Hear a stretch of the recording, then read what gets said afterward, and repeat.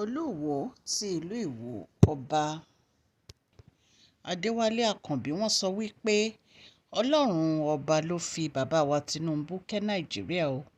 Wọ́n ní gbogbo nǹkan tó ń ṣẹlẹ̀ sí Nàìjíríà yìí a gbọ́dọ̀ máa fi ara dà á ni o.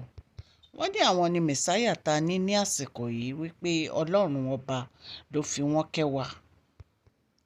Ọba Àkànbí wọ́n ṣàlàyé wípé gbogbo ọmọ orílẹ̀-èdè yìí á gbọ́dọ̀ ní sùúrù ká dẹ̀ kún fún àdúrà nítorí wípé àdúrà ni ọ̀rọ̀ wa gbà, wípé Ọlọ́run ti gbé pírẹ́sídẹ̀ǹtì èyí tí ó jẹ́ bàbá wa Tinubu fún wa láti tún Nàìjíríà ṣe pẹ̀lú àdúrà àti sùúrù dẹ̀ la lè fi ṣe. Wọ́n ní àwọn mọ̀ wípé bàbá wa Tinubu jẹ́ ọlọ́pọlọ pípé láti lè ṣe gbogbo àwọn nǹkan tó yẹ kán ṣe sí Nàìjíríà pẹ̀lú gbogbo àwọn nǹkan tó ń lọ lọ́wọ́lọ́wọ́ báyìí.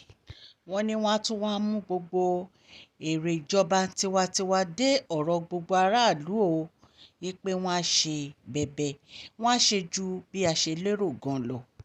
Nínú àtẹ̀jáde tí Olúwo tán fi síta nípa interview tí wọ́n ṣe pẹ̀lú personal assistant wọn. Wọ́n ṣe àtẹ̀jáde yìí through akọ̀wé ìròyìn wọn Ali Ibrahim. Ibẹ̀ ni wọ́n ti tẹ ọ̀rọ̀ yìí síta o. Wọ́n ní lóòótọ́ àwọn mọ̀ pé nǹkan tí Nàìjíríà ń dojúkọ lórí ètò ọrọ̀ ajé wọ́n ní ó lágbára. Wọ́n ní kò easy fún gbogbo ará ìlú. Wọ́n ní ọkùnrin obìnrin gbogbo wọn ló ń pariwo oúnjẹ wọn gógógógógó. Ẹlòmíì gan kò rí tàárọ̀ jẹ tí a fi báwo ló ṣe fẹ́ rí talẹ́ jẹ. Wọ́n ní gbogbo nǹkan ló wọ́n gógó, wọ́n láwọn mọ̀. Wọ́n ní ṣùgbọ́n bàbá wa Tinubu ó ń ṣe gudugudu méje yáyá mẹ́fà wípé ká fi ọwọ́ sowọ́pọ̀ pẹ̀lú wọn, wípé àwọn dẹ̀ mọ̀ pé gbogbo ẹ̀ ló máa bọ́ sí rere. Wọ́n ní ọwọ́ tí bàbá wa fi ń mú gbogbo àwọn nǹkan yìí wọ́n ló dára púpọ̀ o. Wọ́n ní kì í ṣe ọwọ́ kékeré ni wọ́n fi ń mú rárá. Wọ́n ní tí gbogbo wa tá a bá lè fi ọwọ́ sowọ́pọ̀ pẹ̀lú bàbá wa Tinubu Bọ́lá Tinubu, wọ́n ní adùn ló máa gbẹ̀yìn ewúro. Wọ́n ní kí a má ṣe ìrẹ̀wẹ̀sì ọkàn, kí a má rò pé bí Nàìjíríà ṣe rí tẹ́lẹ̀ náà ló máa rí lọ. Wọ́n ní ká má fi ọ̀rọ̀ ẹnu òdì ká má fi sọ̀rọ̀ sí Nàìjíríà, wípé àdúrà ni ká fi máa ran Nàìjíríà lọ́wọ́, wípé àwọn dẹ̀ mọ̀ pé Ọlọ́run máa gbọ́ àdúrà wa.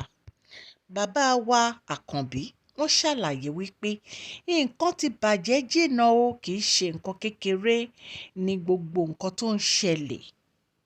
Wọ́n ní lọ́wọ́ àwọn adarí àwọn tó ti jẹ president tó ti kọjá lọ, wọ́n ní nǹkan ti bàjẹ́ lọ́wọ́ wọn.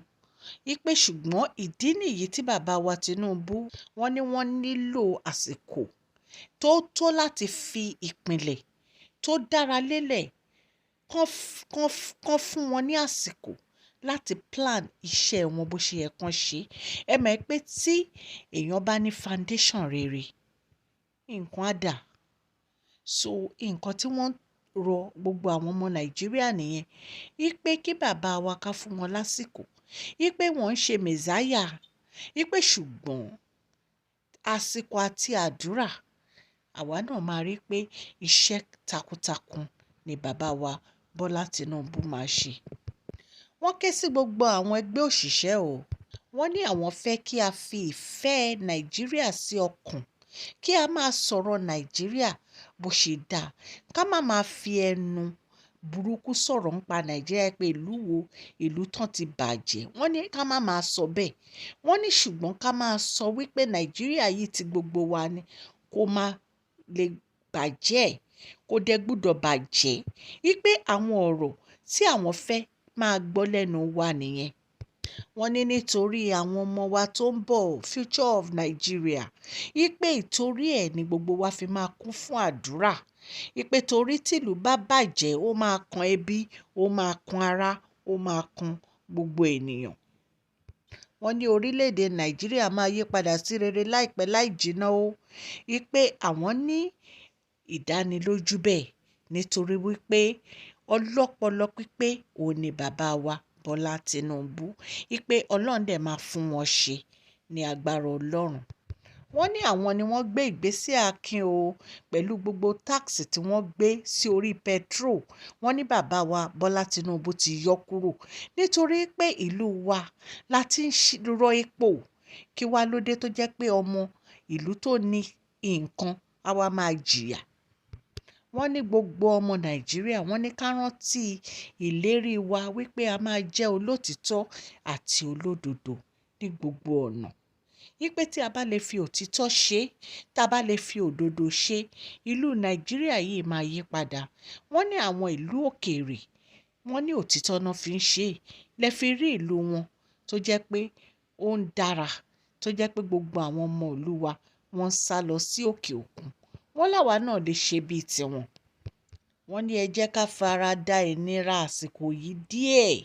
Wọ́n ní díẹ̀ báyìí ló kù tí gbogbo nǹkan fi máa yí padà. Wọ́n ní àsìkò ayọ̀ ti wọlé tán o. Wọ́n ní gbogbo wa nínú wa máa dùn. Gbogbo wa la máa rí i pé bàbá wa Bọ́lá Tinubu wọ́n ń ṣe bẹ̀bẹ̀. Ẹ̀yin ènìyàn lé, Mashola Gist TV ló mú wá. Ní agbára Ọlọ́run, Ọlọ́run á fi rọ bàbá wa Bọ́lá Tinubu lọ́rùn o. Ẹ jọ̀ọ́ ẹ jẹ́ ká share fídíò yìí. Ọlọ́run á ran gbogbo wa lọ́wọ́ o. Thank you.